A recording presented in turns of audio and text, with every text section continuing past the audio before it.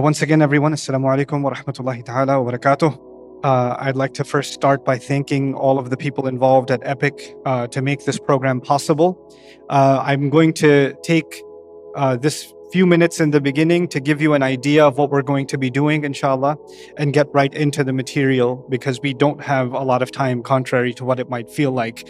So, the concept, the idea behind this program, Quran Week, which actually I'm traveling with all over the world, and I plan on doing a different surah in every location, is to actually help Muslims everywhere in the world begin to contemplate the Quran directly. We all know that we should be thinking about the Quran, contemplating the Quran, understanding it better, but for the most of us, we don't know what first steps we're supposed to take. How do you even do that? How do you begin to engage with the Quran? And for a lot of people, even though of course we all say the words Quran and Sunnah, Quran and Sunnah, Quran and Sunnah, for most of us, when we read the translation of the Quran, it leaves us in confusion. We skip over parts. We're like, I don't get that part. Okay, let me go to this part. Let me go to this part. And so there's a lot of gaps in our understanding of what Allah is saying.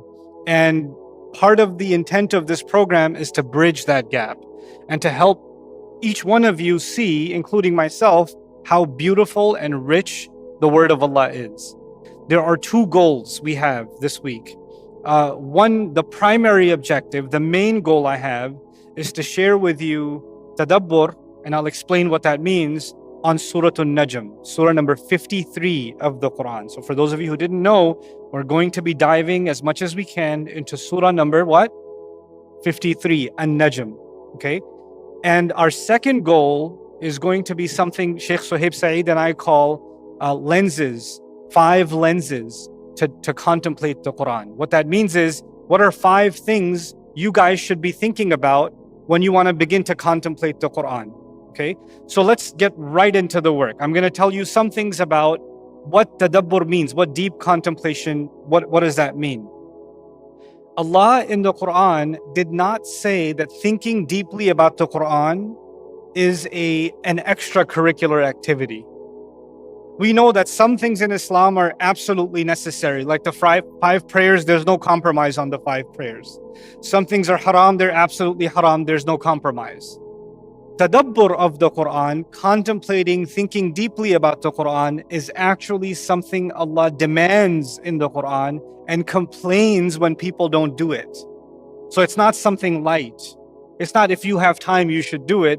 In fact, He says, أَفَلَا يَتَدَبَّرُونَ الْقُرْآنَ twice. He says, don't they then think deeply about the Quran? Twice He asked that question. Also, He says that He sent this book down for lots of reasons, right? So He says, He sent it as guidance. Everybody knows that answer. The Quran was sent as a guidance. Another place in the Quran, He says, أَنزَلْنَاهُ إِلَيْكَ مُبَارَكٌ لِيَدَّبَّرُوا آيَاتِهِ. A book we sent down to you full of blessings for the goal that they should contemplate its ayat. They should think deeply about its ayat. So the fact that you and I have to think about the ayat of Allah deeply and engage in contemplation is actually one of the main goals of the Quran. Nowadays, the tragedy has become, and it's been there for a few centuries, so we didn't start this problem, but we're continuing the problem. And that is when somebody says, I'm learning Quran, or my child is learning Quran. You know what that means? They're memorizing Quran, or they're learning tajweed, or they're learning how to sound the words. And we call that learning Quran. When the Quran came down, nobody called that learning Quran.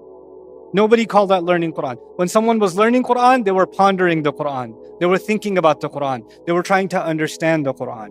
So now that I've said that brief introduction, now I want to make clear for all of you 2 concepts that usually get confusing for us. Tafsir and tadabbur. I'm going to define these 2 terms for you. Tafsir and what? Tadabbur. Okay. Tafsir is basically, am I understanding the ayah correctly? What do the words mean? Do I know anything about when the ayah was given to the Prophet ﷺ? What is the context of the ayah? Is it being translated correctly? Is my understanding the lesson I'm supposed to get from this ayah, am I getting that correctly? That is tafsir. And tafsir work, our scholars have done centuries and centuries of work on tafsir. Sometimes they have debates in tafsir. We'll see that too. Sometimes there's debates, but for the most part, tafsir is basically research-based. You have to do the research. What does this word mean? What does this ayah mean? How did the companions understand it? What was the story behind this ayah, etc., etc.? All of that is the study of what? Tafsir. Okay? The mufassir, the people who wrote tafsir, they had a few basic questions in front of them. And when they answered those 3, 4, 5 questions, they moved to the next ayah. Then they asked the same 3, 4, 5 questions, then they moved to the next ayah. What does the ayah mean? When was it revealed? What did the early scholars or early companions say about this? Did the Prophet ﷺ say something about this, etc.? There's a few questions. Once they answer those questions, they move on to the next ayah. Okay? If you went through a tafsir library, it would be like going to like the literature department in the library. You have different kinds of literature, right? And under each category, you got different books, but there's kind of similar genre. There are different kinds of tafsir, different specializations in tafsir. Al-tafsir bil-ma'thur, al-tafsir al-lughawi, al-adabi, al-ishari. There's all different kinds of tafsir. And each one of them, there's multiple people who did lots of work in each one of those categories. So tafsir is a big world. It's a very big world, okay? But at the end of it all, it's where scholars do their work to try to explain the lessons of the ayah in simple language to you, okay? Now, that's tafsir, but there's one more thing. What was the other thing? Tadabbur. What in the world is tadabbur? Tadabbur is, okay, now I know what the ayah means. Now I know something about the history of it or the placement of it and all of that stuff. I answered all the basic tafsir questions. What does it mean for me? What is this ayah they're doing for me? Like, what do I get from it? How does it change my view of the world? In other words, there's the information, and then there's the impact of that information. You understand? Tafsir will give you the information. Tadabbur is basically an exercise. How is this impacting my heart? How is it changing my view of the world? How is it supposed to change my emotions? How is it supposed to change my opinions? Because these ayat, they're talking about something that happened a long time ago, but they're also talking about my life right now. That's tadabbur. That second part is tadabbur. Now, the problem that has happened in the ummah, and I say this, you don't have to agree with me, this is my own analysis. People that study tafsir feel like they don't need to do tadabbur. Tafsir is enough as tadabbur. We studied the tafsir, that's good enough. And then people on the flip side came along and said, these people, all they do is read these tafsirs, but they don't really connect with their heart to what the Quran is saying. I want to read a translation and I want the Quran to talk to me about what it's saying to me. I'm going to do tadabbur myself, right? So now lots and lots of Muslims are reading translations of the Quran and trying to do what? Tadabbur. So the people of tafsir are not doing tadabbur, and the people of tadabbur are not studying tafsir. And this is a disaster. Because if you don't have the correct basic meaning, and then you start contemplating on top of that, you're going to be crazy. You're going to come up with crazy conclusions, but your heart tells you it works. This, by the way, down the road, this is what happened with a lot of denominations of Christianity. A lot of denominations. I was very fascinated with American Christianity because it has so many branches. And one of them, I was fascinated for a while with Joel Osteen. You guys know who Joel Osteen is? Okay, well, he's from Houston. He's a preacher, very famous, right? So I went to one of Joel Osteen's Christmas specials just to see what he does. I just want to experience the thing. And he took a passage from the Bible where there was the Lord sent dew. Dew means like the morning misty moisture on the leaves and things. That's called dew.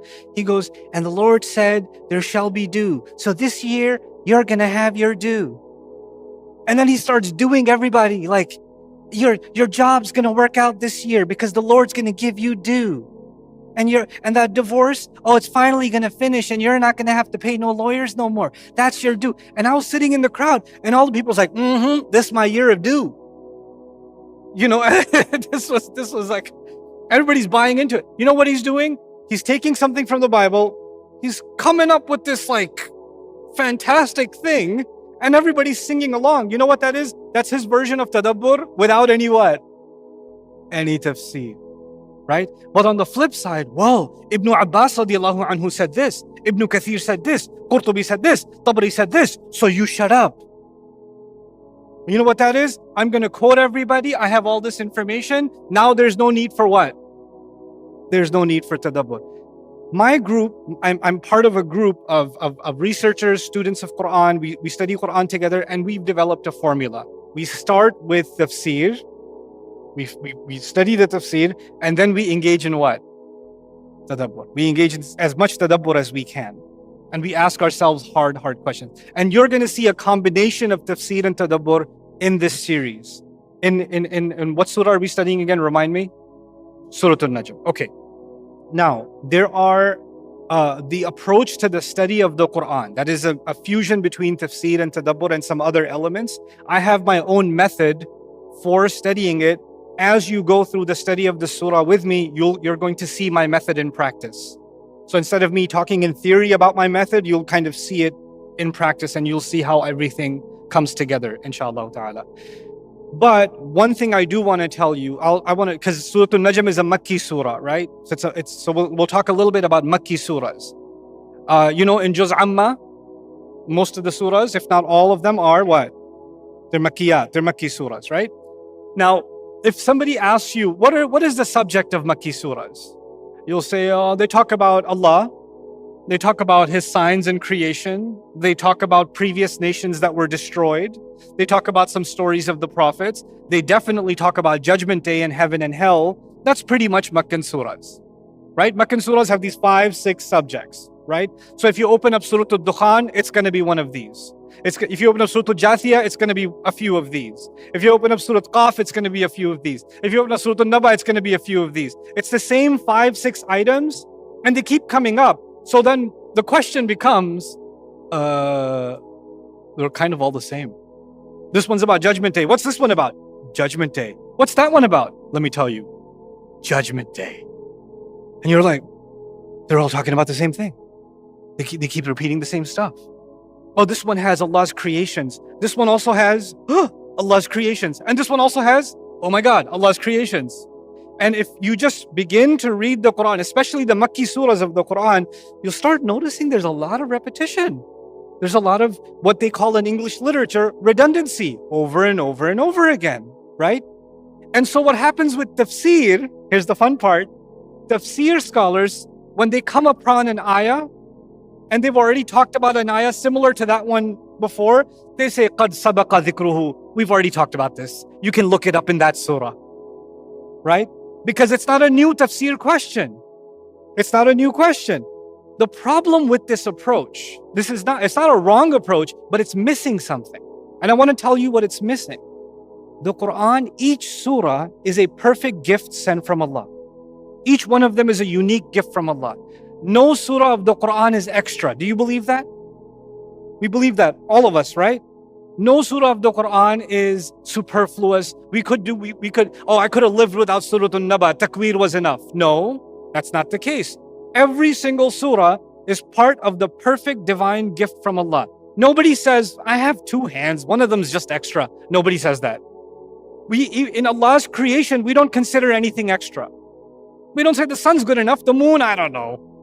We don't do that. One ocean was enough. I don't know why we need the rest of them. We don't do that. But you know what we do with surahs of the Quran sometimes? Makki surahs. We don't say it because we have respect for the Quran, but unfortunately, even Quran students, tafsir students are thinking it. They're thinking it. And that's a bigger problem. I want to give you a simple analogy. You guys know what Legos are? Okay, Legos. Imagine I have like a bucket of Legos, yellow, blue, different sizes, right? And I have 5 of these buckets, but they all have the same exact set of Legos, right? They all have the same 5-6 colors, all these different variations, all of them. And I give these Legos to 5 very creative kids. Are they going to create the same thing? No. The pieces are all the same. But when it was all put together, it was this one made a robot, this one made a dinosaur, this one, Okay. You go to an architect. They're using brick they're using wood, they're using metal, they're using sheetrock. But when they put it together, you're like, brick, I've seen that before. No, you're like, that's an amazing building. Oh my God, that's incredible. You know, the way they use this window, the way they use that door. Oh my God, the way they use that angle. It's so incredible. Nobody comes and says, that's just sheetrock, right? I have that in my house too. Nobody does that. Why? Because it's being used in a unique way, isn't it? In fact, the way Allah made us, our genetic sequence, essentially the fundamental components of our genome are the same. And it's just a rearrangement of that makes us different human beings, doesn't it? At the end of the day. What I'm trying to say is every surah, even though it has components that other surahs have, has a unique signature, a unique fingerprint, a unique identity, a unique divine artistic expression, a unique beauty. And if you don't come to it with that attitude and you say, oh, it's just another Makki surah, oh, it's saying the same thing again, tadabbur is closed. Because tadabbur happens when someone comes to the majesty of Allah's speech, they come to it in awe. People, when I travel, sometimes people want to take me to historical sites, right? When you go to like a historical castle or a presidential palace or whatever, at the door, people are taking selfies, are like, whoa. They have this like awe. What I want you to have, what I want me to have, when I approach the doors, the entrance of a surah of the Quran, I want to be in awe. I want to have reverence. I'm entering something divine. I'm entering something that traveled through 7 heavens. I'm entering something that's more powerful, that travels fast through the 13.9 billion year universe. It traveled through billion light year universe. It traveled across that and came to this man, Muhammad sallallahu alaihi wasallam, and transformed the entire world. I need to have the right kind of attitude in my heart when I approach a surah. So you're not here. My point is, you're not here, and I'm not here to give you lots and lots of information, even though we'll go through a lot of information. The point of it is something Allah says Himself. He says, أَفَلَا يَتَدَبَّرُونَ الْقُرْآنَ أَمْ عَلَى قُلُوبٍ أَقْفَالُهَا. Don't they contemplate deeply over the Quran, or are their hearts something that have their own locks, or some hearts have their own locks on them? What that means is, tafsir gives you ilm, but tadabbur unlocks the heart. 2 different goals. Tafsir will expand your understanding. It'll give you concepts. It'll help you deepen your rich your depth of knowledge. But then if tadabbur is missing, then the heart stays locked, even you have a lot of knowledge. And that's why Allah gave the example of people that came before us who had a book and they had a lot of knowledge of that book. But Allah says, فَقَسَتْ قُلُوبُهُمْ, their hearts became hard. Even though other places it says, مِن بَعْدِ مَا عَقَلُوهُ, even after they understood it. Because understanding, in our case, understanding the Quran is the tafsir question. But tadabbur is where the heart gets unlocked. You with me? So we're going to have to merge between those two. And part of that is I have to approach the surah with humility. I have my own usul al-tadabbur, like usul al-tafsir, there's usul al-tadabbur, right? My own usul al-tadabbur are, when I start the study of a surah, I assume I know nothing. I've been trying to study the Quran for 23 years now. When I started restudying Surah Al-Najm to prepare for this program 3 weeks ago, I assumed I've never read it before, I know nothing about it, and I'm going to just dive in and I'm going to ask whatever questions come in my mind, and I'm going to document my questions and discuss and read and discuss and read and ask questions, because I want to understand what Allah is saying to me above and beyond the tafsir. You with me? So that's the approach we're going to take. So the surah in the Quran is not like a chapter, right? I've said that many times, but because we're in this series, you guys need to hear that. Surahs are not like what? Chapters. Chapters depend on each other a lot, right? So chapter 2, if you didn't read chapter 2, you're probably not going to understand chapter 3. And if you didn't read 1 through 5, you're going to have a hard time with 6. That's how chapters work. They're sequential. But the way the surahs of the Quran are, they are connected to each other, but each of them have a unique, independent identity. They have an independence also. The word surah comes from sur in Arabic and saur, which is the ancient outside walls of a city. Those of you that have played Assassin's Creed might be able to visualize what the ancient outside walls of a city look like. That's what the word surah comes from.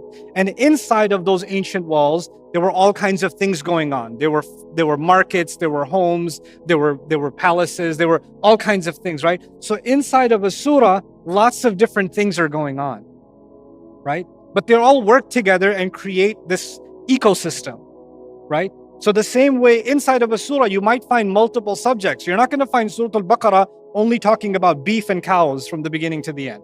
Even though it's called Surah Al-Baqarah, it's going to talk about a lot of things, right? Because it's inside the bounds of this. So we're entering now into this world of Surah Al-Najm. My demand from you is live in this world for a week.